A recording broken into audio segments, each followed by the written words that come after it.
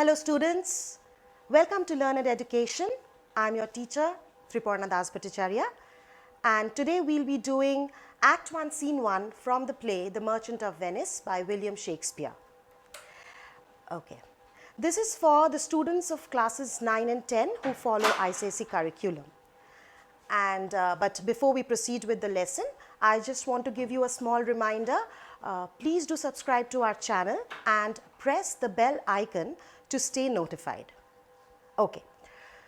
So, The Merchant of Venice is a romantic comedy which was written some 500 years ago by William Shakespeare. We know that it has very tough English, so it becomes a little difficult for the students to actually understand Shakespearean English, for which students think that this is going to be, quite a difficult thing to learn and study. But I can assure you that if you understand it well and follow our regular classes and also, read thoroughly, then it is going to be very scoring. It would be more scoring than the prose and poetry section. So do please pay attention to The Merchant of Venice, because it is going to fetch you more marks in comparison to the prose and poetry sections. Okay. So in the first scene, Shakespeare introduces Antonio. Antonio is a very well respected merchant of Venice, and he is very powerful, influential, and the title of the play, The Merchant of Venice, is based on him. He is introduced in a very melancholic mood, and his friends Salarino and Solanio, they are trying to actually cheer him up and also find out reasons for his sadness. Later on, Bassanio, Antonio's closest friend, is introduced in the scene, and he is a nobleman. However, he is very extravagant, that is, he spends more than he earns, and he always depends on Antonio whenever he needs money. So this time also he has come to Antonio to ask for money, take a loan from him. However, Antonio does not have any ready cash in hand. So what he does, he authorizes Bassanio to go to the moneylenders and creditors of Venice and take money or borrow money in Antonio's name. So Antonio is going to be the guarantor to Bassanio. Okay. So let us begin without further delay. One thing very important that you need to remember, that where the scene is actually taking place, where each and every scene is taking place. In the first scene, you have to remember that the scene is actually taking place in a street of Venice, and since it is a play, so it was enacted on the stage, and the people who enter, the three people in the beginning, are Antonio, Salarino and Salenio. Okay. So Antonio begins, as I had told you before, that he is in a very melancholic mood, he is in a very sad mood. So he says, "In sooth, I know not why I am so sad. It wearies me. You say it wearies you. But how I caught it, found it, or came by it, what stuff 'tis made of, whereof it is born, I am to learn. And such a want with sadness makes of me, that I have much ado to know myself." See, here in sooth means in reality, that is in truth. I do not know, Antonio is saying, that why he is sad. It actually tires him, this sadness tires him, and it also tires his friends to see him in such a melancholic state. But how he has caught this sadness or found its sadness or what stuff it is made of, he actually doesn't know. So Antonio does not know the reason behind his sadness, and because of this, he has become an absent-minded fellow. That is the want with sadness makes of me. The want with means an absent-minded fellow, that he is having much trouble to know himself. So this is the explanation of the monologue which Antonio says. That is the first thing. It begins with Antonio's dialogue. Next, his friend Salarino, he is actually trying to divert Antonio's mind, and he tells him about fantastic images. Like, Your mind is tossing on the ocean, there where your argosies with portly sail, like seniors and rich burghers on the flood, or as it were the pageants of the sea, do overpeer the petty traffickers that curtsy to them, do them reverence, as they fly by them with their woven wings. Okay, so don't worry, I'll explain to you. It might sound a little difficult, I know, since it's very old English that has been used. But see, if you just go by the lines as I keep on explaining to you, and of course you should take down notes here and there wherever is required. So keep a pen and paper ready in front of you always. Okay. Your mind is tossing in the ocean. That is, you're worried about your ships, there where your argosies with portly sail. That is, argosies means big commercial ships with portly, that is stately sail, that is, in royal look. They are like seniors and rich burghers on the flood, that is, they are like gentlemen and important citizens sailing on the ocean. Okay, as if they are the in going by processions, they look very royal, very kingly, and very well decorated. Okay, since they belong to Antonio. And they, while sailing on the sea, they do overpeer the petty traffickers. That is, they surpass the other smaller boats or the other smaller ships that are also sailing on the ocean. And those small ships actually bow to them in respect. That is, bow to the ships of Antonio in respect, as Antonio's ships pass them with their woven wings, that is, with the high decorated canvas sails. So the first friend, Salarino, first companion, is actually trying to find out the reason and tell him that you are worried about your ships which are on the ocean. Okay.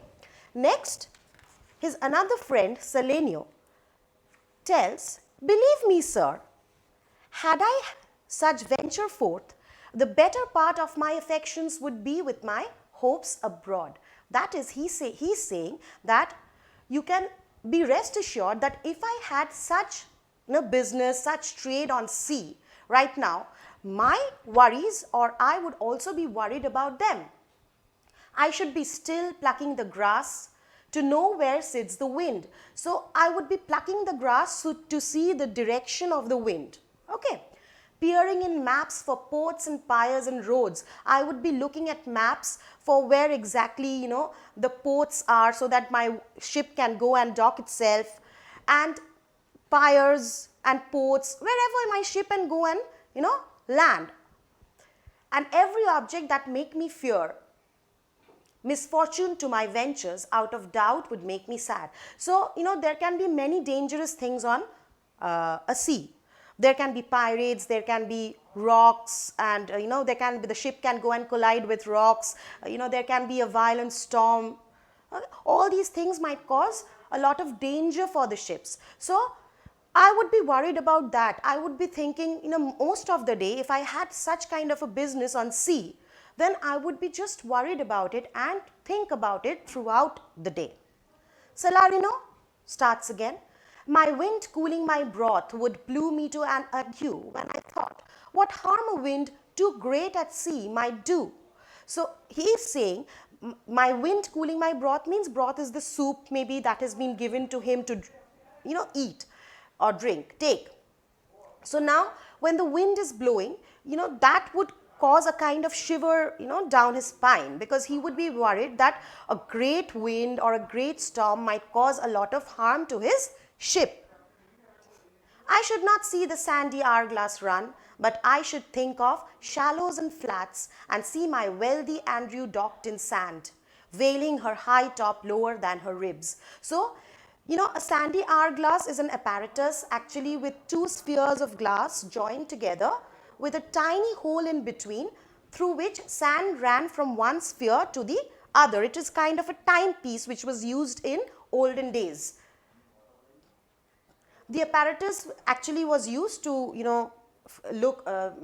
used to indicate time before clock and watches were invented.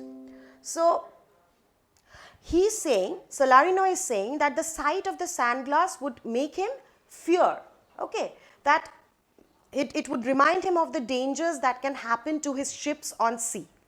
All right, so that is what he say. And then maybe a violent storm can cause a shipwreck and all his things would get drowned and totally damaged. So now what would happen, when he would always think of shallows and flats instead of the sandy hourglass, and because otherwise he would, that would take his mind back to his Andrew, that is his, big commercial ship that was named as Andrew, docked in sand, that is grounded in sand, and veiling her high top lower than her ribs. So her high tops is not where it is supposed to be. It has sunk. Okay, it has sunk because it has collided with something. That is what he's trying to think. All the bad things, all the negative things that can happen to the ships on sea. To kiss her burial. Should I go to church and see the holy edifice of stone and not bethink me straight of dangerous rocks? And if I go to the church and see the edifice of stone, that is the building made out of stone, I would actually get afraid, I would be frightened, because that would remind me of the dangerous rocks that are sometimes found in the seas, where a ship can go and collide and then get sink. Okay, which touching my gentle vessel side would scatter all her spices on the stream, and if by chance there is a collision, then everything, all the cargo that my ship is carrying will get scattered on the sea. Okay, enrobe the roaring waters with my silk. So this is a kind of imagery which is used. You have to just visualize that whatever good things the ship was carrying, after the collision, after it collides with the rocks, the ship gets damaged and all the things get scattered on the sea. And in a word, but even now worth this and now worth nothing. Shall I have the thought to think on this? And shall I lack the thought that such a thing be chanced would make me sad? So he's saying that, in a word, at one moment my ship was so royal, and after the collision my ship doesn't have anything else left. So at one moment it was so luxurious, royal, kingly, and the other moment it is totally, the things, the cargo, the whatever items the ship was carrying gets totally scattered on the sea. So obviously such a thought will of course make me sad.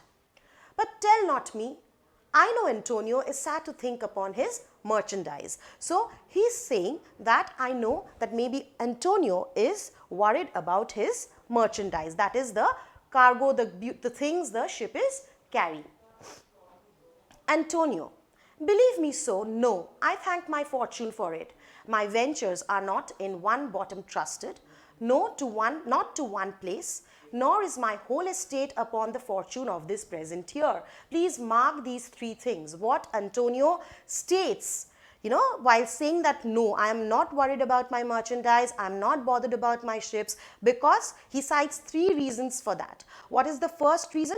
He is saying that my ventures are not in one bottom trusted. That is, my profits are not dependent on just one ship, nor to one place, nor my ships have gone to just one place. So even if they get damaged or shipwrecked or pirates may attack them, I am not worried, because it's not just one ship that my fortunes depend upon.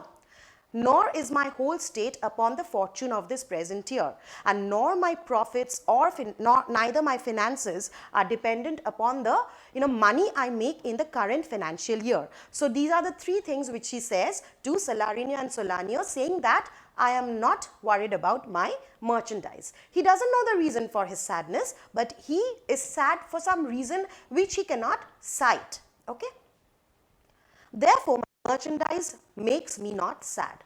Salarino, why? Then you are in love. Antonio says, fie. So Antonio just ridicules this thing. He said, it's nonsense. You are saying that I am in love. No, I am not in love. It's just nonsense. Salarino continues by saying, not in love neither? Then let us say you are sad because you are not merry. and it were as easy for you to laugh and leap and say you are merry because you are not sad. So now Salarino is a little, his patience has been tried. He's tried to find out reasons for Antonio's sadness, and Antonio has, just ridiculed it and or said no to it. So that's why he's saying, so we must say that you are sad because you are not happy, or it would have been easy for you to laugh and jump about and say that you are happy because you are not sad. Now reference comes to Two-Headed Janus. Okay, Janus was, Salarino says, now by Two-Headed Janus, which is very important. When I'll be discussing a few questions, I will be giving you this particular question. So do remember that this part is also very important. All these biblical allusions are very important. These references, you need to remember them. Who are these characters? How have they been used, and why have they been used in the play? Okay, now by Two-Headed Janus, nature hath framed strange fellows in her time. So Salarino is saying that, by Two-Headed Janus, that is the god, Roman god of doors, who had two faces. One was a frowning one and the other was a smiling one. Okay, so one head used to look inwards and the other used to look outwards. He's been referred to here to indicate that nature has created two very different types of men with different outlooks. Okay, so he's saying that now by Two-Headed Janus, nature hath framed strange fellows in her time, which I have already explained. Some that will evermore peep through their eyes and laugh like parrots at a bagpiper. So some people, laugh at very silly things, at things which nobody will laugh at all. So there are certain kind of people who would laugh at anything, and other of such vinegar aspect, that is of such sour disposition, that they not show their teeth in a way of smile, though Nestor swear the jest be laughable. So here again we find another character called Nestor, who was an old and wise Greek general, and he was the one to fight in the Trojan War, and he was a very somber and grave kind of a person to whom a joke had to be extremely laughable. Okay, if he smiled, it meant that, the joke that was cracked to him was very, very humorous or very funny, hilarious. So now he's saying that there are two kinds of people, one who would laugh at anything and everything, and the other person, very serious, who would not even laugh even if Nestor laughs at a joke. So Janus and Nestor. These are the two people you need to remember about. They are of course mythological characters, but their names have been used. Why they have been used, I have explained to you, so do make a note of that. Next, Salarino says, here comes Bassanio, your most noble kinsman, Gratiano and Lorenzo. Fare ye well, we leave you now with better company. So, while these three people were talking with each other, then they noticed that Bassanio is coming along with Gratiano and Lorenzo, and that's why Salarino and Salarino, they want to leave his company for the time being. Salarino, I would have stayed till I made you merry if worthier friends had not prevented me. So Salarino is saying that, till you became happy, I would have been extremely glad to be by your side and, convert your sadness into happiness, but your worthier friends are here. So, as I have told you before, that Bassanio is Antonio's best friend, the closest friend. Okay, so that's why the moment they see Bassanio coming towards them, they think of leaving the place. Sorry. Okay, Antonio, your worth is very dear in my regard. I take it your own business calls on you and you embrace the occasion to depart. So Antonio is saying, see, don't say like this, because you are also my worthy companions. You are also my good friends. Just say that maybe you have some work to do. That's why you are utilizing this opportunity to leave the place and go.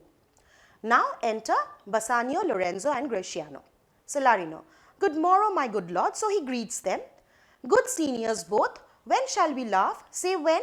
You grow exceeding strange, must it be so?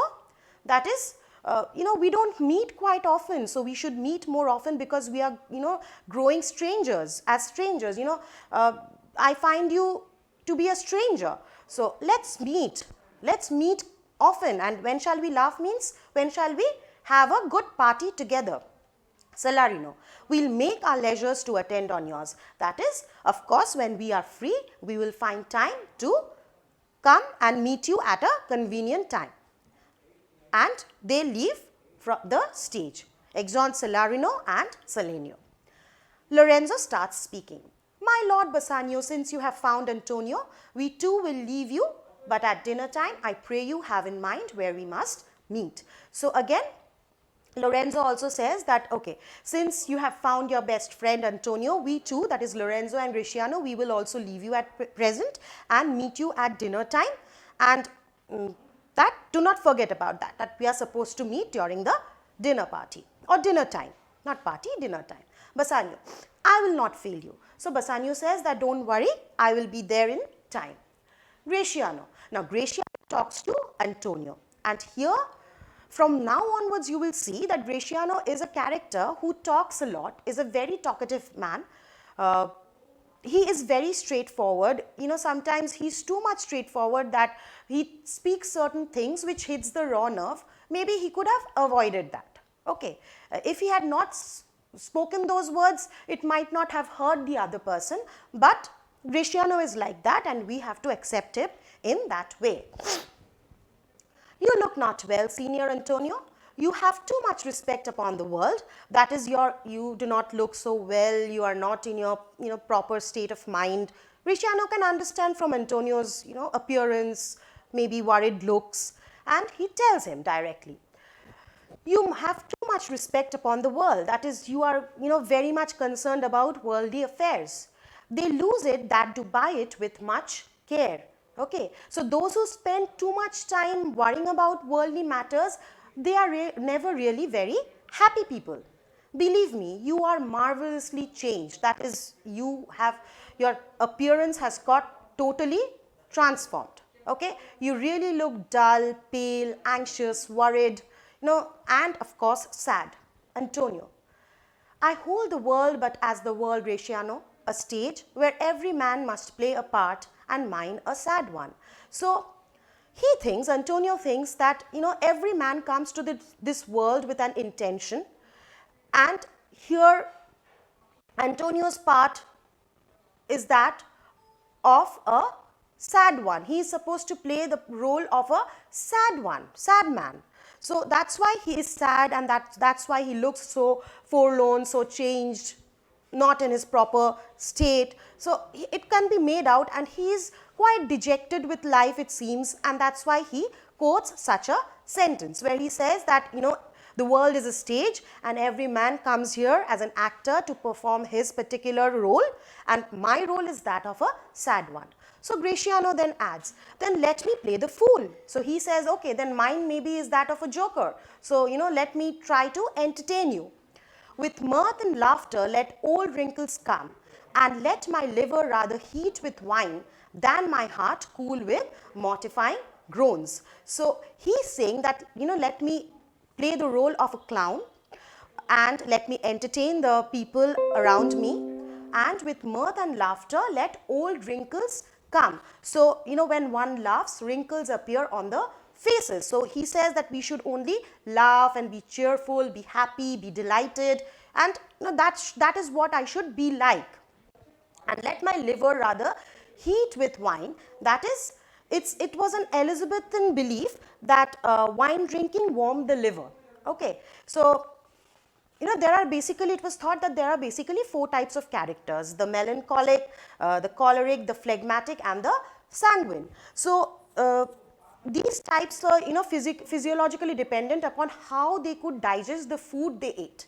Okay, and a liver which was rich in food and rich in wine would obviously produce rich blood, that is red colored or sanguine colored blood. Sanguine is red, a shade of red.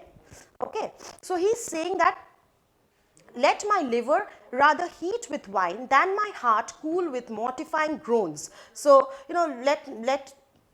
I should not sigh and groan and believe that I am in a very passing through a very tough time, a difficult period in my life, and that's why I will look very dejected, sullen. Okay, that kind of thing I will not actually, even try to do.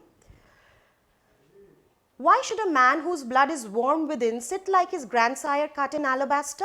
So a man who is young, has warm blood within him, why should he sit like a stone statue, like his grandfather?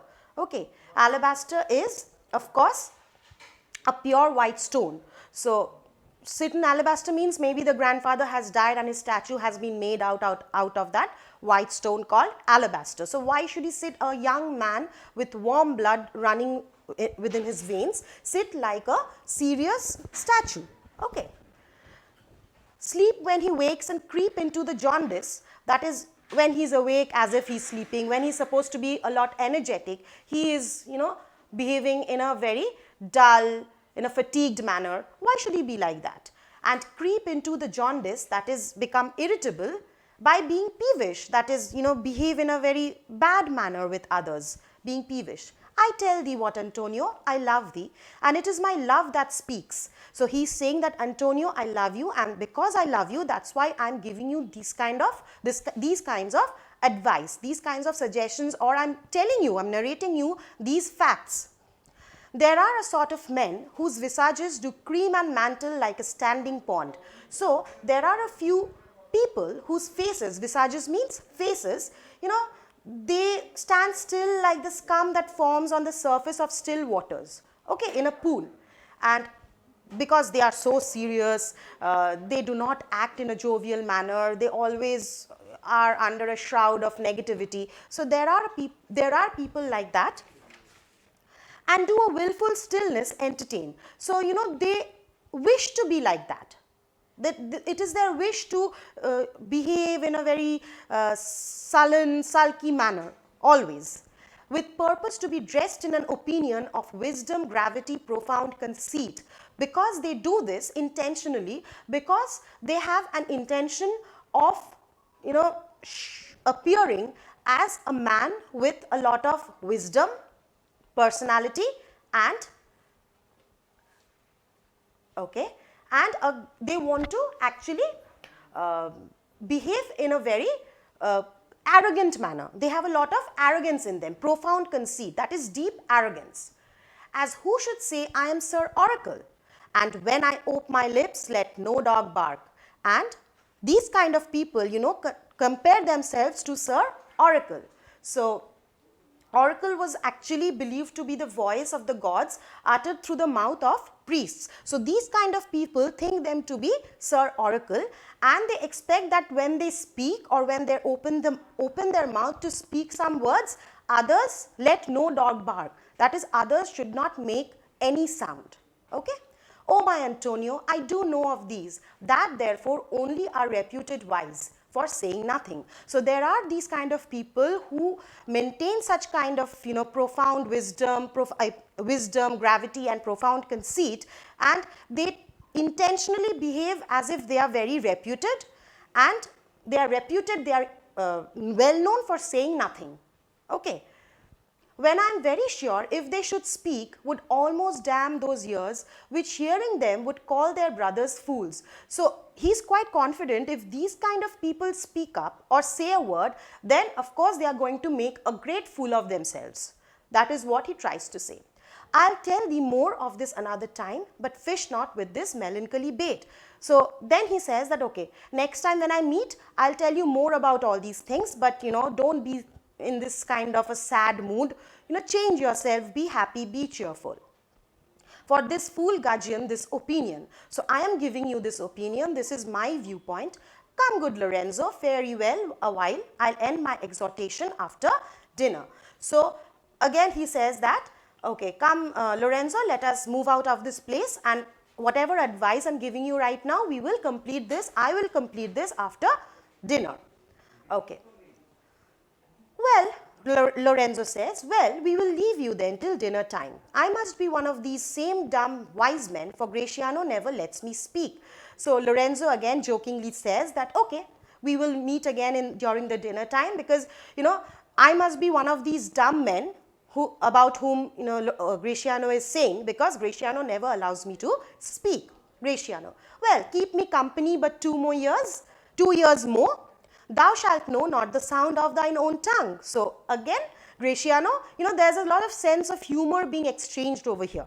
A lot of humor is being exchanged, and Gratiano, of course, speaks a lot. That's why he's given these references and tried to explain to Antonio that do not be like this, because there are people who are, they kind of keep such a reputation where, as if, they are considered to be very, very smart and wise and sagacious. So that's why here there is an exchange of humor, and Gratiano says that, if you be my friend for another 2 years or more, you will forget that even that you have a tongue, that is, you can speak, Antonio. Farewell, I'll grow a talker for this year.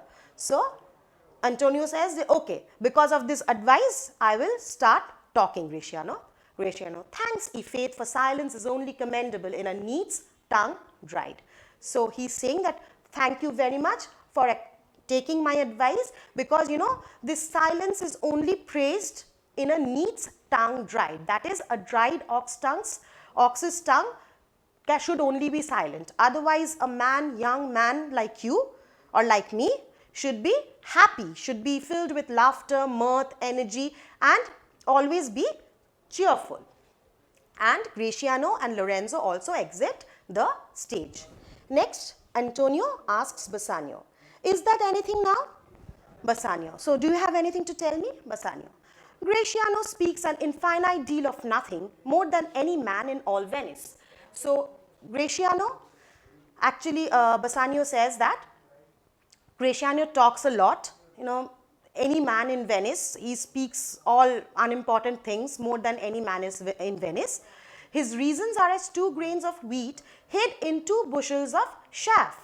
You shall seek all day ere you find them, and when you have them, they are not worth the search. So, you try to find out what good advice Gratiano has given. You try to search it throughout the entire day, and when you find it, when you logically try to place it, you see that it is just nothing which he has told you.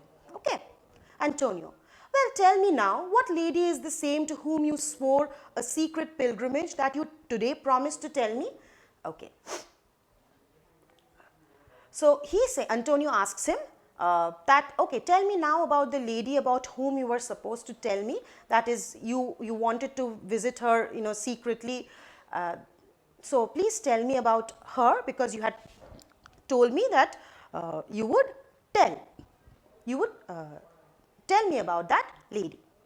'Tis not unknown to you, Antonio, how much I have disabled mine estate. So Bassanio, instead of directly telling the name of Portia to Antonio, he begins in a different way. He is actually under a lot of debt. Okay, so he needs to pay back, being extravagant. He has spent a lot in his lifetime, and now he also requires money. So before directly approaching Antonio and asking him for money, he initially tries to tell him what kind of a life he has led so far.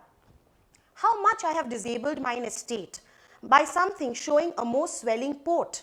That is, I have than my faint means would grant continuance. That is, I have spent more than I have earned. Nor do I now make moan to be abridged for such a noble rate. So now actually I am not complaining, or saying that I will give up this kind of a life that I have already led. It's not that. But my chief care is to come fairly off from the great debts wherein my time something too prodigal had left me gauged. So right now I am thinking in these lines that whatever debts I have right now, I want to repay them as soon as possible. To you, Antonio, I owe the most in money and in love. So I owe the most to you in money and in love. That is, you have always given me money whenever I have approached you, and your love for me is immense. It is, it can't be even described in words that you have loved me, you have cared for me, shown me so much of affection, like is beyond any sort of explanation. And from your love, I have a warranty to unburden all my plots and purposes, how to get clear of all the debts I owe. And because you have showered me with so much of love, always helped me monetarily, so now I have decided that because you have showed me so much of love, responded to me whenever I have come forward to you with like a need of money, like I wanted, whenever I wanted money, you have lent out a helping hand to me. So now I want to free myself from these debts that I owe you.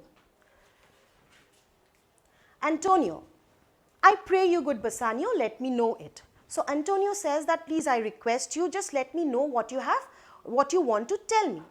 And if it stand, as you yourself still do, within the eye of honor, be assured, my purse, my person, my extremest means lie all unlocked to your occasions. That is, please tell me whatever you have to say, because if you are as honorable, if your demands are as honorable as you are, then everything that I have, my purse, me, myself as a person, everything that I have will be for you, will all lie open for your needs. Okay, if your demands are as honorable as you are.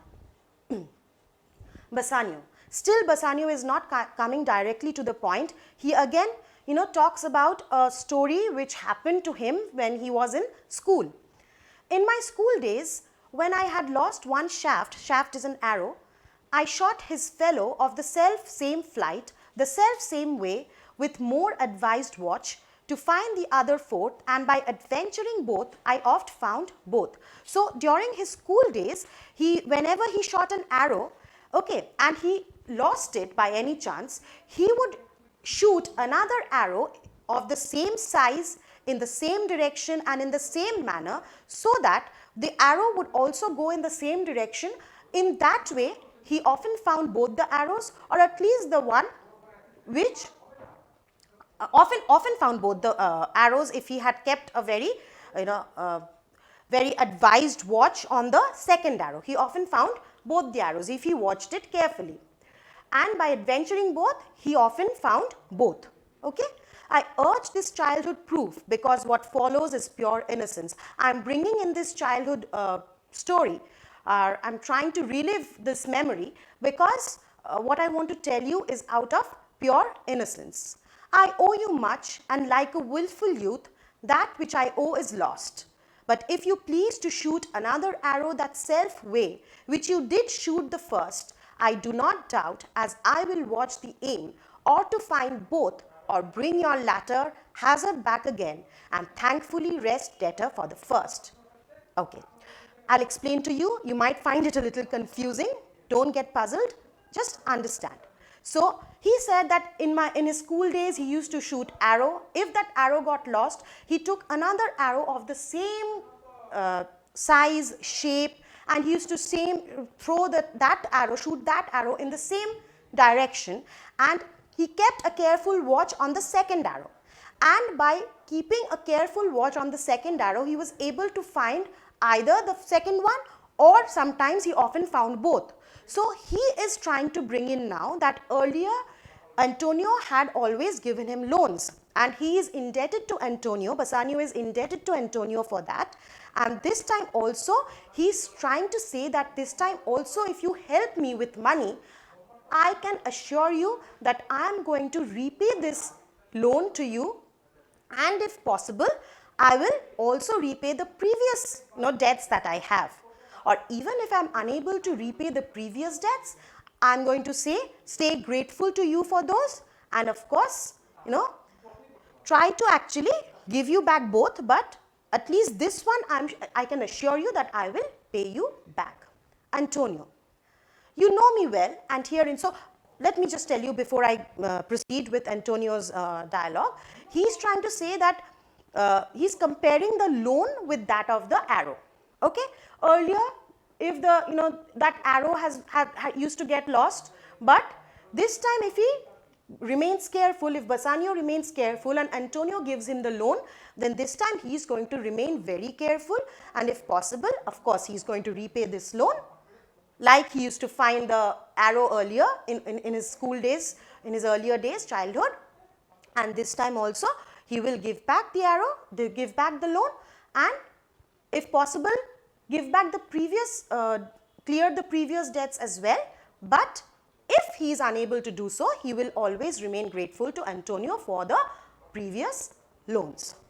Antonio, you know me well, and herein spend but time to wind about my love with circumstance. So, Antonio is again a little disturbed hearing the explanations from Bassanio. He's saying that, see, you know me well, and you are, going in a very complicated manner. Come to the point straight away. Do not try to confuse whatever you have in your mind. Don't go in this manner because you know me well. And out of doubt, you do me now more wrong in making question of my uttermost. And see, by giving all these explanations, you are not answerable to me. See, you know me well. You know everything that I owe or I have actually belongs to you. So it's better you come to the point straight away. Tell me what your need is at this moment. And if you keep on, suggesting me things in a complicated manner, that will make me feel that is doubt my love for you. So come straight to the point. Than if you had made waste of all I have. So it would have been better if you could, destroy all my assets, all my belongings, all my property. That would have been better than the way you are approaching me or, doubting my abilities. Okay. Then do but say to me what I should. That is, come, as I was saying, that come to the point directly. That in your knowledge may be by me be done. So you know my capacity, how much I can help you. So tell me directly what you want, and I am pressed unto it, therefore speak. So tell me without any hesitation, just tell me what you require, because if you come to the point in a complicated manner, I will start doubting myself. But you know very well that everything that belongs to me is yours. Okay? Bassanio, now he comes to the point. In Belmont is a lady richly left, and she is fair and fairer than that word, of wondrous virtues. Okay, so now he describes the lady who is richly left, a rich heiress of Belmont. Her name is Portia actually, and she is fairer, she is extremely beautiful than the word itself, and she has a lot of good virtues in her. Sometimes from her eyes I did receive fair speechless messages. Since they have met before, so from Portia, Bassanio had received fair messages, silent messages from her, okay, from her eyes. She didn't directly propose to him or directly didn't tell him that she loves him, but from her eyes she received, she gave out certain signals, okay. And then Bassanio says her name is Portia, nothing undervalued to Cato's daughter, Brutus's wife. So Bassanio is comparing Portia to Cato's daughter and Brutus's wife. So Cato's daughter means okay, now again a reference to Julius Caesar comes. Here Brutus was a character of the play Julius Caesar. In real life also there is a historical background that we know about Julius Caesar and Brutus and Mark Antony. So we won't go into that, but she was also a very virtuous lady, a very beautiful lady, and Bassanio is comparing his Portia, the Portia of Belmont, to that of the Portia who was Brutus's wife and Cato's daughter. Nor is the wide world ignorant of her worth. So everybody knows how worthy she is. People around the globe, they know how worthy Portia is. For the four winds blow in from every coast, renowned suitors, and her sunny locks hang on her temples like a golden fleece. So, people all around the world, that is east, west, north, south, from everywhere, they know how virtuous and worthy she is. And her sunny locks, that is, she has got beautiful sunny, golden hair, which hangs on her temples like the golden fleece. Again, the reference is made to the ancient Greek legend. Fleece refers to the crop of wool of a sheep or ram. There was a famous hero called Jason who with his companions, they went on a dangerous voyage to Colchis, which is a place on the east coast of the Black Sea. They went in search of the golden fleece, and that was fastened to an oak tree, and there it was guarded by a dragon. And Jason had actually obtained that golden fleece with the help of his wife Medusa. Media, sorry, I'm so sorry. It's Media, not Medusa. So he had taken the help of his wife, Media, and had obtained the golden fleece, which was actually guarded by a dragon and tied to an oak tree. So here he is saying that which makes her seat of Belmont, Colchis, Strand. So she is as if in Belmont she is like a Colchis strand, that is her golden fleece as if acts, her hair acts as the golden fleece that was present in Colchis. And many Jasons come in quest of her. So many Jasons from all around the world, they come in search of her. They come to her as a suitor to marry her. Okay. Oh my Antonio, but had I but the means to hold a rival place with one of them, I have a mind presages me such thrift that I should questionless be fortunate. So my mind foretells me that if I could have been one of the suitors or one of the competitors, I am sure I would have been the winner. Okay. So, but I do not have my means to actually go to Belmont. I do not have that kind of a bank balance money with me where I can go and at least act as one of the suitors. So that's why I'm an unfortunate man. My luck does not favor me. That is what he's trying to say to Antonio. Thou knowest that all my fortunes, Antonio says, thou knowest that all my fortunes are at sea, neither have I money nor commodity. So Antonio disappoints Bassanio to some extent, because he says that you know very well that all my ships are at sea now, and right now I don't have any ready cash to help you with.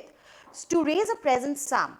Therefore, go forth, try what my credit can in Venice do. So please go ahead, go to the creditors, go to the moneylenders and tell them my name and borrow money from them. Okay? That shall be racked even to the uttermost to furnish thee to Belmont. Okay. So to provide I think if you go to them, you will be able to collect the present sum that you require by taking my name. I will act as your guarantor, and of course you will be able to furnish the sum, the amount you require to go to Belmont. To furnish thee to Belmont, to fair Portia, go presently inquire, and so will I. So you will also go in search of money. I will also go in search of money, wherever money is. And I no question make to have it of my trust or for my sake. So do not bother. I have no doubt that I will be able to borrow money either because of my business credit or on account of my personal surety. I'll be able to collect the amount you require to go to Belmont to woo fair Portia. I don't think you will have a problem. So here Act 1, Scene 1 ends. It is a relatively big scene and an important scene. And but in the last 10 years, we have just had one question that had come from this scene, which happened to come in ICSE 2019. Here we will see that Bassanio, this particular extract has been picked up, where Bassanio is saying, to you, Antonio, I owe the most in money and in love, and then he continues, and then which ends, the debts I owe. That is just now that I have explained to you a few minutes back, when Bassanio has come to Antonio to ask for a loan, but he cannot directly tell that to him, but he is going in a zigzag manner to the point and not directly saying Antonio, and then Antonio is getting a little anxious and restless or impatient, you can say, and he's saying that Antonio, I pray you, good Bassanio, let me know it. So he's requesting Bassanio to tell me what it is. Now the part questions, most of them carry 3 marks, probably the last one has 4 marks. Okay, so we'll go to the first one in connection to this reference to the context, which came in ICSE 2019. So first question is, there are 2 parts. Describe Antonio's mood at the beginning of this scene. State any 2 reasons that Antonio's friends who were present gave to explain his mood. So, in the beginning only I have told you that Antonio is in a very depressed and melancholic mood, and you know, the depression and the sadness makes him feel tired, and his friends are also getting tired because of his behavior. And his friends, that is Salarino and Salenio, what reasons do they cite to explain his mood? So These two friends, Salarino and Salenio, there might be some other names in other books. Do not be much worried about that. Whatever you think, if you want to write Salarino, Salenio, Salario, Solanio, there are different names in different books, so that should not bother you much. Just write whatever you have learned from your book. Okay. They believe that his heavy investments at sea must be a cause of worry, and but Antonio says that those are not the things that is the reason behind his anxiety, because his wealth is not, as I had said, those 3 points, they are not actually dependent on one ship. His ships are not going to one place, and his fortunes are not dependent on the profits of a single financial year. So this is what you need to give. So state any 2 reasons. One reason is this, that his ships are at sea, or you can also say that maybe another reason is because you're in love, as Salarino had suggested, that maybe you're in love, that's why you're in a sad mood. That also could be said over here. Next question, what promise did Antonio make to Bassanio immediately after this conversation? So immediately after this conversation, Antonio requests Bassanio to tell him his plans, let him know his plans, because he thinks that if his plans, whatever Bassanio has in his mind, are as honorable as Bassanio, then Antonio assures him that all his wealth, his means, his money, his purse are at the disposal of Bassanio. Okay, and Bassanio could use them to achieve his purpose. That is what Antonio tells him. So these are the first 2 questions. And in the third one, what did Bassanio say to Antonio about a lady richly left in Belmont?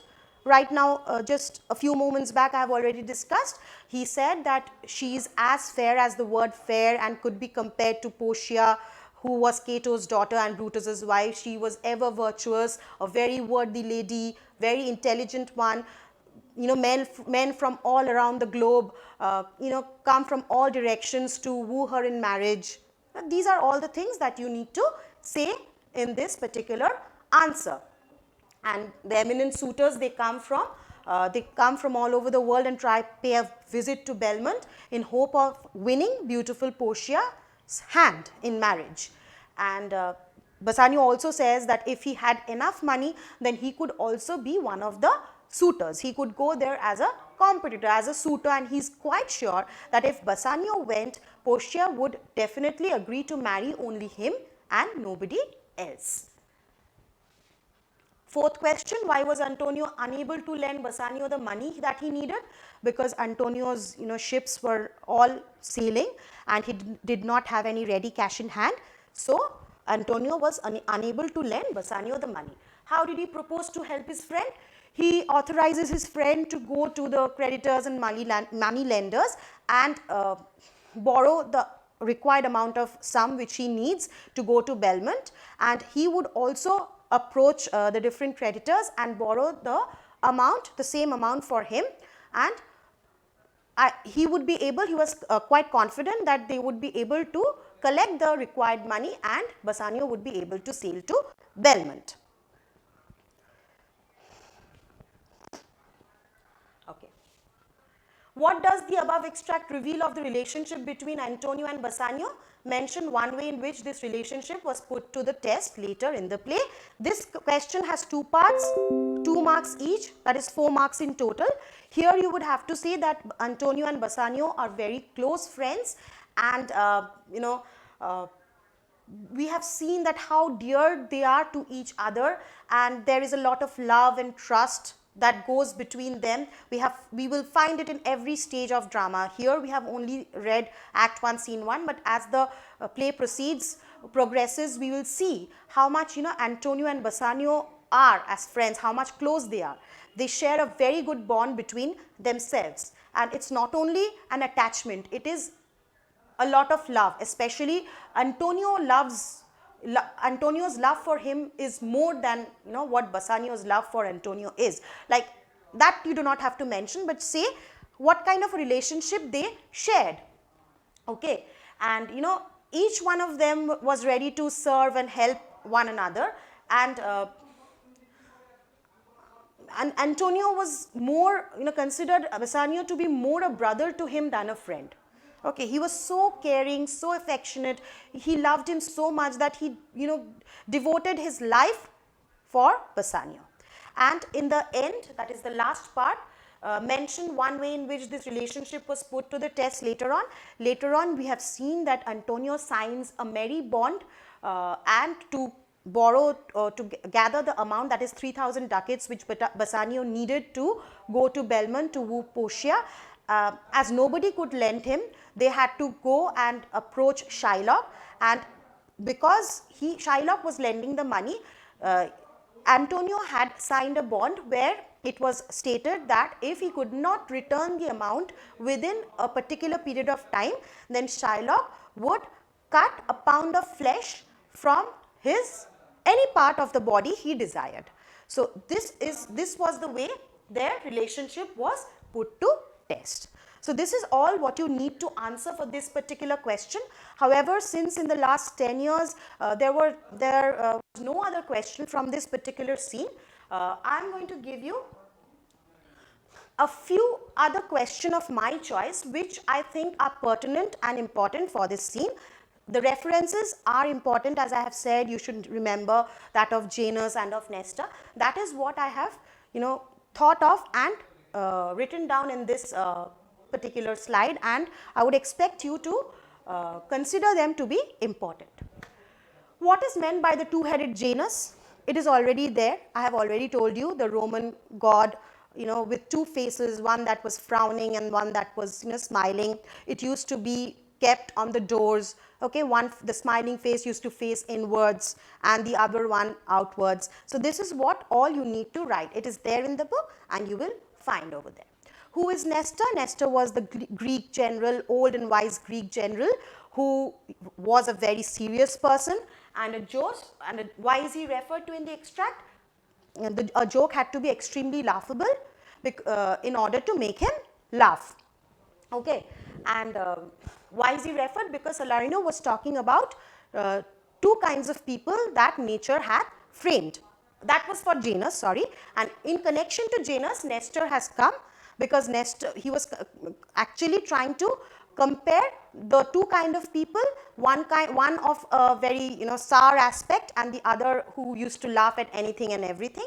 So the one with the sour aspect or sour disposition was compared to Nestor, the old and wise Greek general. What are the two types of strange fellows framed by nature? It's going to be the same answer, frowning and smiling. These are the two kinds of strange fellows, and you need to give the description of that. Give the significance of I am Sir Oracle. I am Sir Oracle again was told by Gratiano later on, where he says that Oracle was, that Oracle was those people, those priests who actually spoke on behalf of gods. So they were considered to be very respectable people.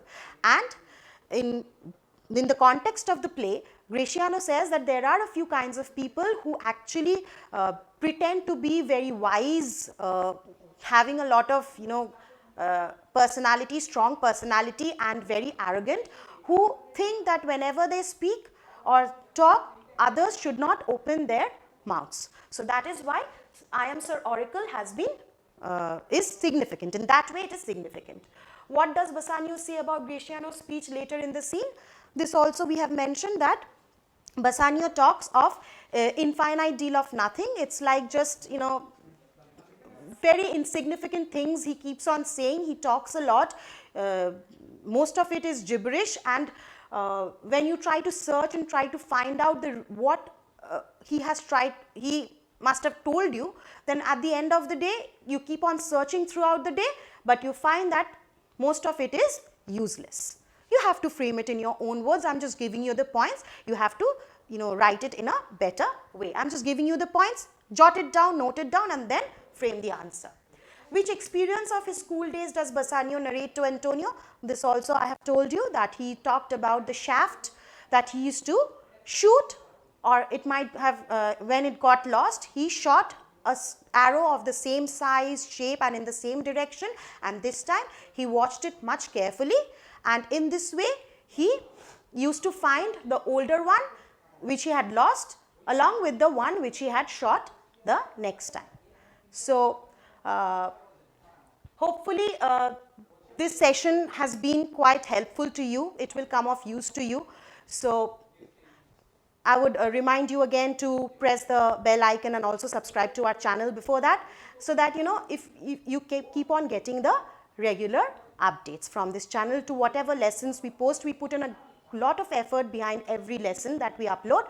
So, it would be nice that if you do subscribe and press the bell icon and stay updated. Thank you very much, students. Bye.